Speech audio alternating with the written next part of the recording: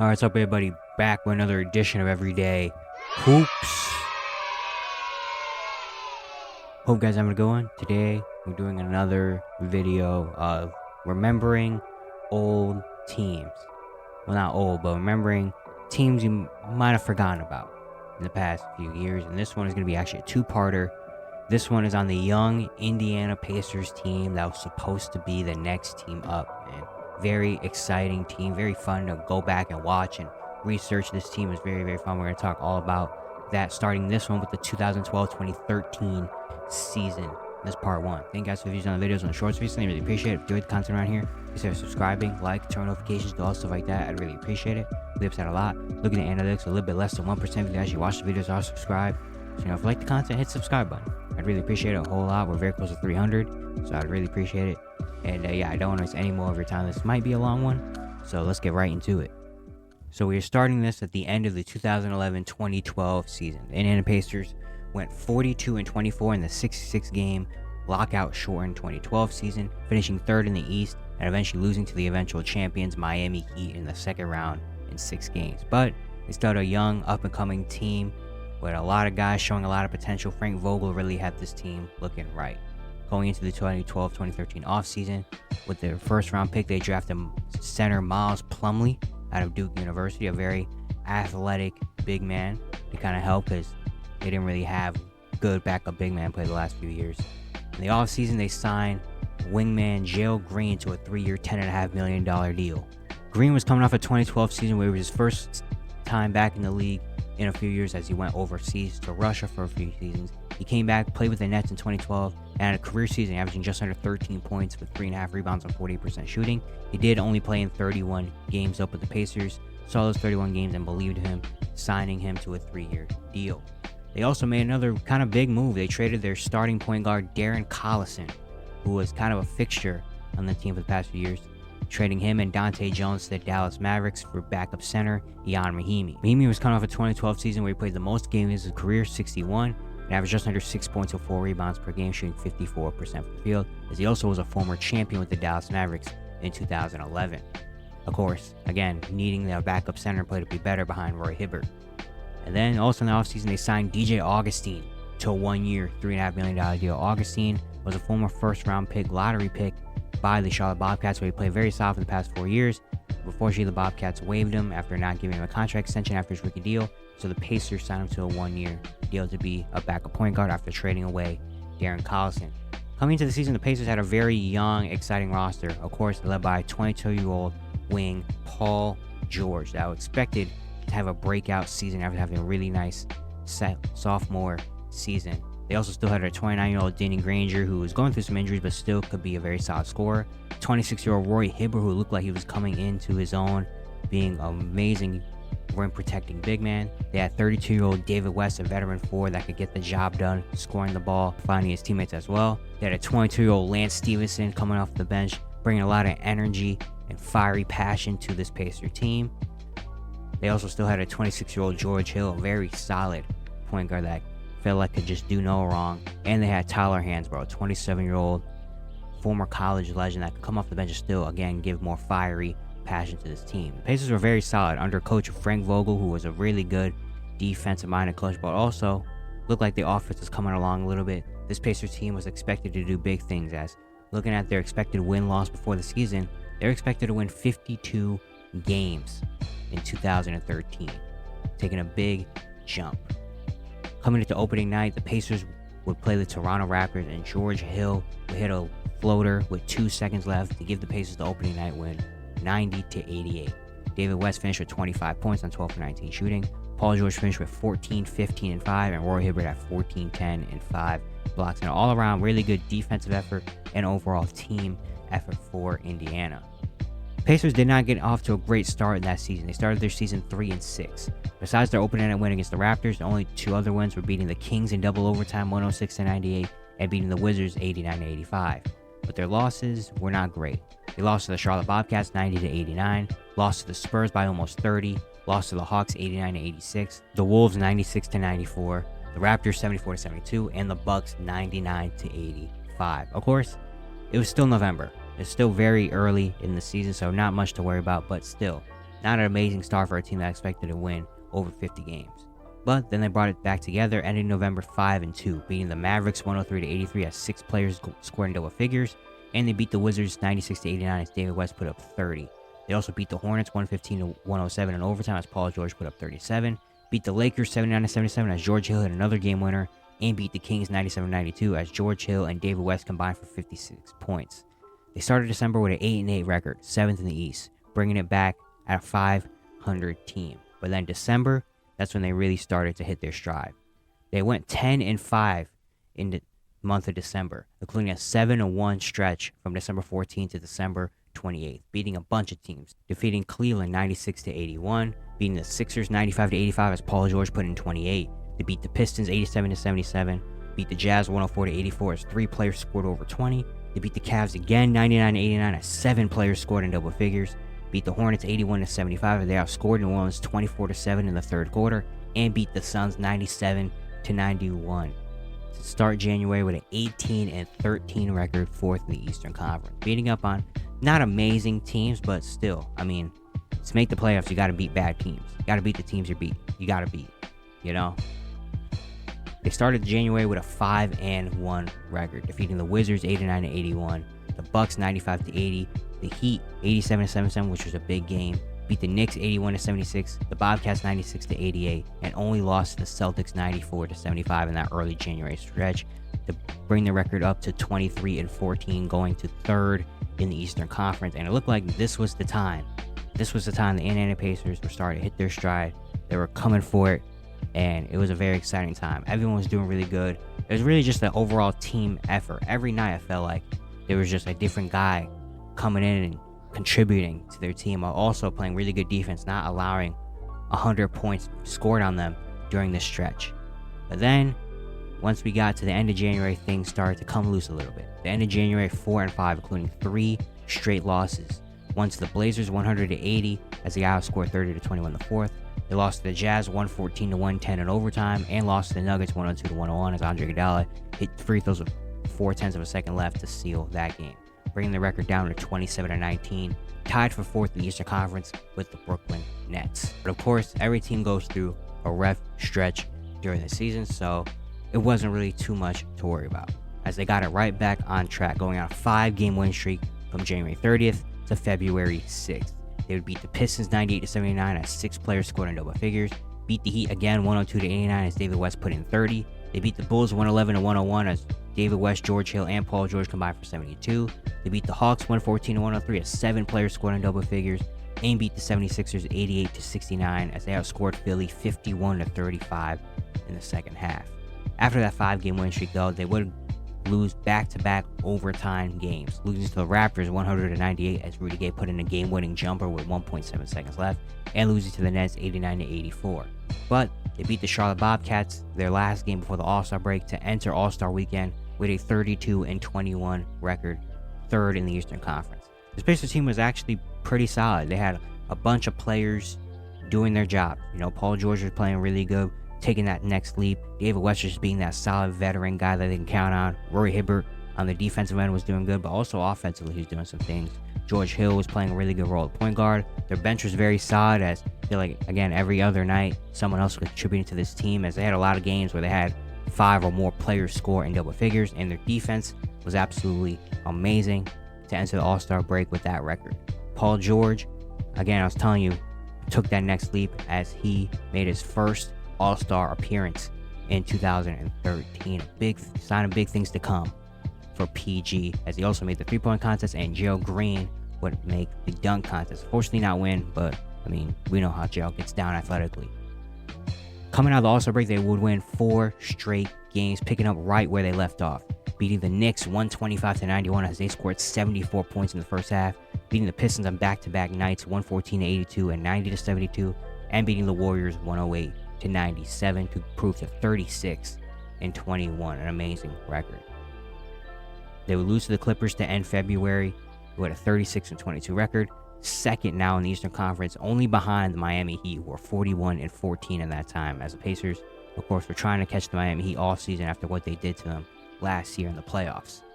They started March kind of shaky, going 4-4 to to get to a 40-26 record, still being second in the East, but not looking amazing to start March, as this was now the prime time of the season. They weren't locked into that number 2 seed, as teams like the Knicks and the Nets were still behind them trying to catch up, so the Pacers really had to lock in. And they did, as they went 8-1 from March 13th to April 1st, including a 5-game win streak in that one, just knocking down teams, getting back to that old Indian Pacers style of everybody contributing on offense and defense. They started April with a 48-27 record, down now to third in the East, as they're only a half game behind the New York Knicks for that second spot.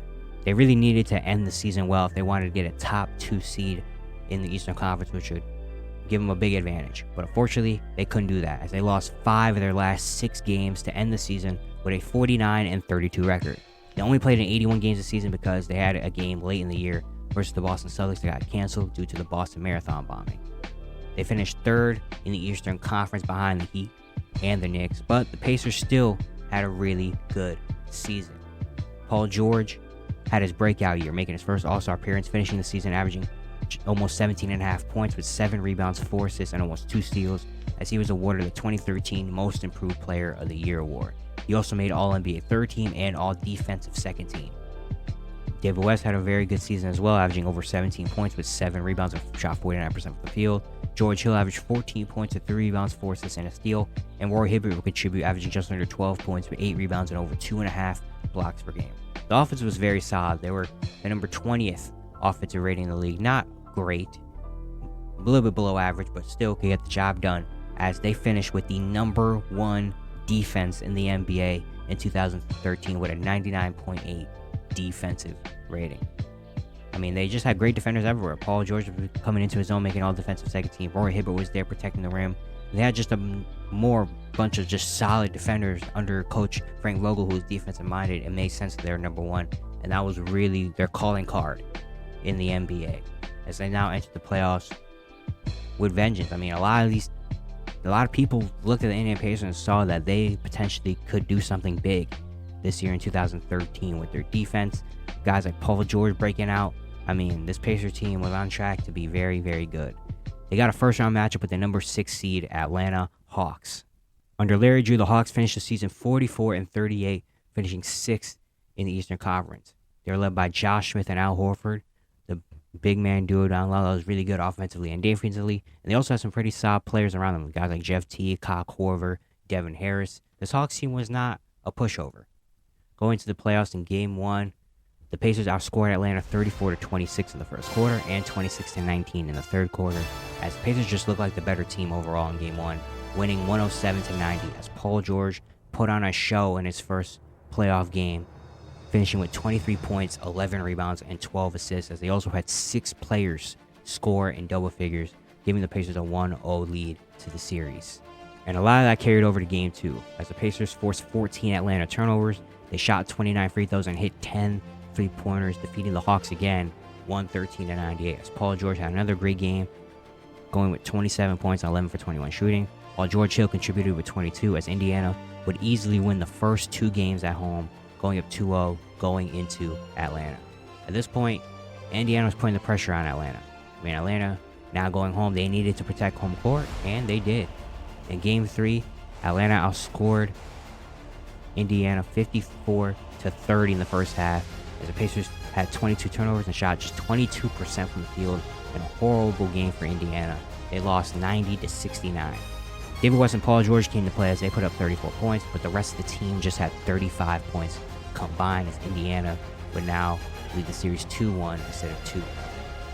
And Game 4 was another big one as well, as Atlanta came to play again. Atlanta outscored Indiana 35-19 in the second and 33-29 in the fourth quarter, as Indiana shot just 38% from the field and 7 for 23 from 3, as Atlanta will win again 102-91 and tie the series at 2 going back to Indiana. That changed a lot of things. I mean, Indiana easily took Atlanta in the first 2 games. It looked like Indiana was just going to quickly end this series, but Atlanta showing fight, coming back and protecting home court was huge. This is a big, big Game 5 with the series tied at 2. Back in Indiana, they outscored Atlanta 56-40 in the second half, as they really came to play knowing that the pressure was on them. They had Atlanta just 33% shooting from the field and 21% shooting from three, as Indiana would easily win Game 5 106-83, as the starting lineup for the Pacers scored 73 of the 106 points, and Indiana would take a 3-2 series lead back to Atlanta, looking to wrap up the series. In Game 6, it was more of the same for the Pacers. Their defense was on point. They had Atlanta just 9 points in the second quarter. Yeah, really just dominated the game defensively to give Indiana the win 81-73, as David West, George Hill, and Roy Hibbert would combine for 59 of the 81 points, and the Pacers would win the series 4-2, eliminating Atlanta, moving on to the second round for the second straight year. In that series, Paul George was their leading scorer, averaging over 18.5 points with 9.5 rebounds, 5 assists, and 1.8 steals, having a very solid series, as even though he kind of trailed off at the end, the first few games were very big. David West averaged 16 and 5, shooting 48% from the field. George Hill averaged 15, 4, 1.5 steals, and Roy Hibbert would average 14 and 8 with almost 2 blocks per game. This set up a conference semifinals matchup with the number 2 seed, the New York Knicks. This was a big deal for the New York Knicks and a big year. They finished the year 54-28, having their best season since 1997 when they won 57 games. Their first 51 season in 13 years, and the Knicks are back. Everybody loved this Knicks team. Carmelo Anthony was playing his heart out, averaging over 28 points per game, while guys like J.R. Smith, Raymond Felton, Tyson Chandler, Jason Kidd, Iman Shumpert, Steve Novak are really contributing to this team under Mike Woodson. This was going to be a very fun series between two great teams in the Pacers and the Knicks. In Game 1, the Pacers outscored New York 59-38 in the second and third quarter combined, and would have 6 players scoring double figures, and the Pacers would get the win 102-95 in Game 1. The Pacers, again, showing their all-aroundness with everybody scoring and having a very solid defensive game as well, especially in the second and third quarter, to lead the series 1-0. In Game 2, the Knicks go into the fourth quarter leading 72-66, and the Knicks would catch fire in the fourth quarter, outscoring Indiana 33-13 in the fourth, getting the win 105-79.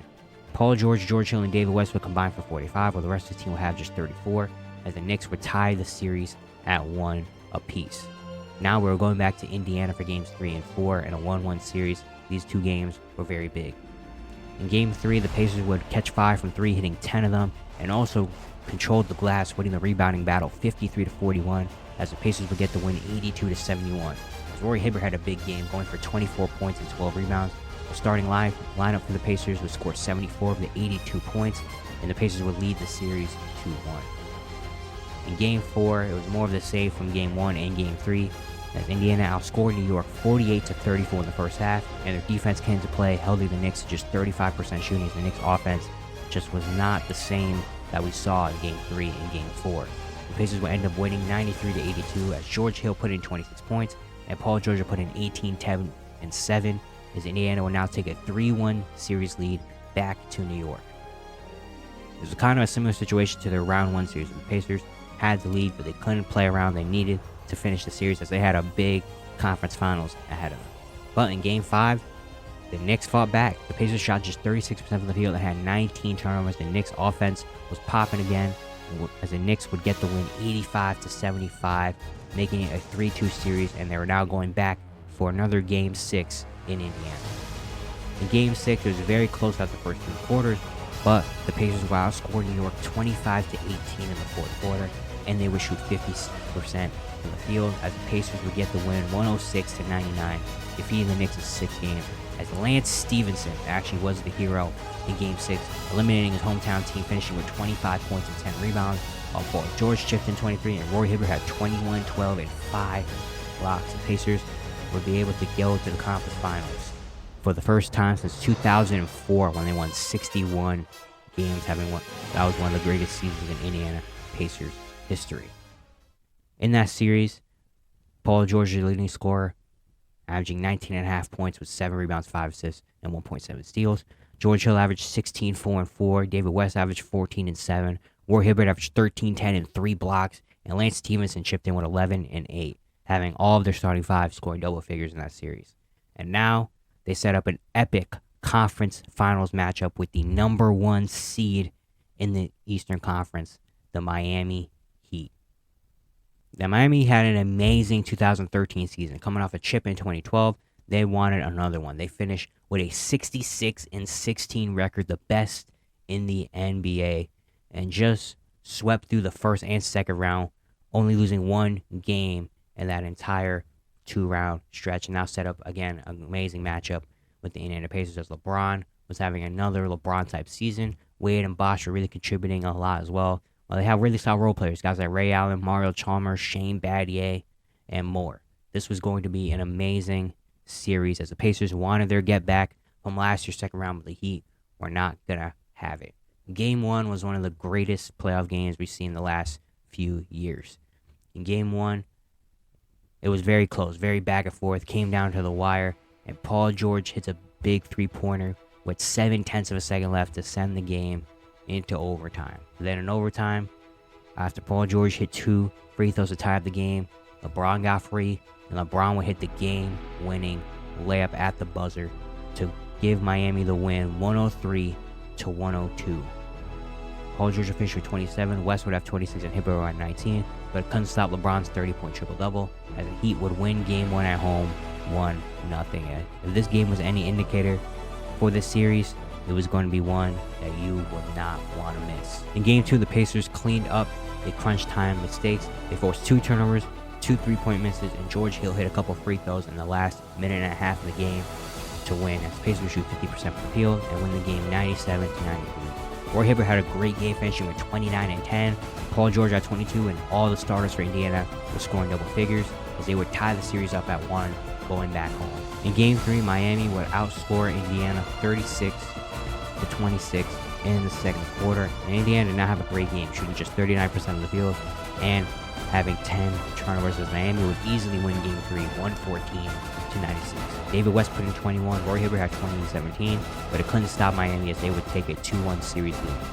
Game 4 was a big game. Miami leading 2-1, easily winning Game 3. The Pacers needed to win this one, and they did it. Lance Stevenson and Roy Hibbert were the heroes of this game, hitting big shots in the last few minutes of Game 4, and they also forced many turnovers at the end to win the game 99-92, as they held Miami to just 39% shooting from the field. Roy Hibbert put in 23 and 12, and Lance Stevenson at 20, as all starters once again were scoring double figures for Indiana, and would tie the series at 2 going back to Miami. This was a huge Game 5 in a 2-2 series. Game 5 determined a lot of things. Game 5 winners have a very high percentage of winning the series. Back in Miami, it was going to be a very, very tough game, but the Pacers could have been ready for it. The Pacers had a 44-40 lead at halftime, and it looked like this was going to come down to the wire, similar to a Game 1 situation. But then the third quarter happened, and Miami would outscore Indiana 30-13 in the third quarter, and eventually go on to win the game 90-79. Paul George put in 27, 11, and 5. Roy Hibbert got 22 with David West at 17. But the third quarter was their downfall, as Miami would now lead 3-2 and was just one win away from going to their third straight NBA Finals. Game 6, the Pacers needed to come out with everything. Game 6, back at home, down 3-2, back against the wall, against a 66-win team. The Pacers really could have folded. They were young, they didn't have that much experience at this point. They really could have just came in and folded, but they didn't. It was a very similar script to Game 5, just in reverse. The Heat held a 40-39 lead at the half. In the third quarter, the Indiana Pacers would outscore Miami 29-15 in the third. They held Miami to just 36% shooting from the field and out-rebounded them by 20, as they would win the game 91-77. Paul George put in 28, 8, and 5, continuing his breakout with an epic conference finals game, and Roy Hibbert put in 24 and 11, and would tie the series as 3 and force a winner-go-home Game 7 back in Miami for a trip to the NBA Finals. This was huge for the Indiana Pacers. This young team that didn't have much experience at this point in the season at all, going up against the reigning champions and the 66-win Miami Heat team led by LeBron James, Dwayne Wade, and Chris Bosh. Indiana Pacers fans and NBA fans were just surprised and loved it. The Heat were not the most loved at this point in time, as a lot of people did not like the Heat after LeBron, Wade, and Bosh team up. And so for a young team like this to potentially be able to take them out in the conference finals, and the Indiana Pacers are able to get to their first finals appearance since 2001, excited everybody, and it was going to be a big deal if Indiana win. In Game 7 in Miami, The Heat would outscore the Pacers 33-16 in the second quarter and 24-18 in the third quarter, as the Heat would shoot 38 free throws. The Pacers would have 21 turnovers as Miami rolled over the Pacers 99-76 in an unfortunate way to end the series. Roy Hibbert put in 18, but it was not enough, as LeBron, Wade, and Bosh really locked in and defeated this young Pacers team in Game 7 to move on to the NBA Finals. A tough way to end, as the Pacers, it looked like this could potentially be the year that the Pacers will go in and beat this Miami Heat team, but unfortunately, it's not how it went. But it was still a very exciting season, and things were up and coming for this Pacers team. Roy Hibbert was actually the leading scorer in this conference finals series, averaging 22 and 10, while Paul George put in 19, 6 and 5. David West had 16 and 9, and George Hill averaged 13, 4 assists, and over 1.5 steals per game. Again, a very tough way to end this Indiana Pacers season. One of their best seasons they saw in the past few years, but things were looking up. I mean, the core of this team were still going to be together, still very young, and with Paul George having this type of season, things were coming for Paul George. Big things. And a lot of people expected Paul George to take another leap next season. And what happened next season?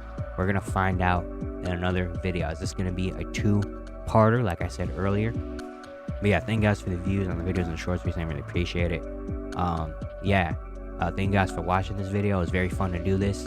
And I think tomorrow is going to be part 2 of this young Pacers team. So be on the lookout for that. Turn notifications for that one.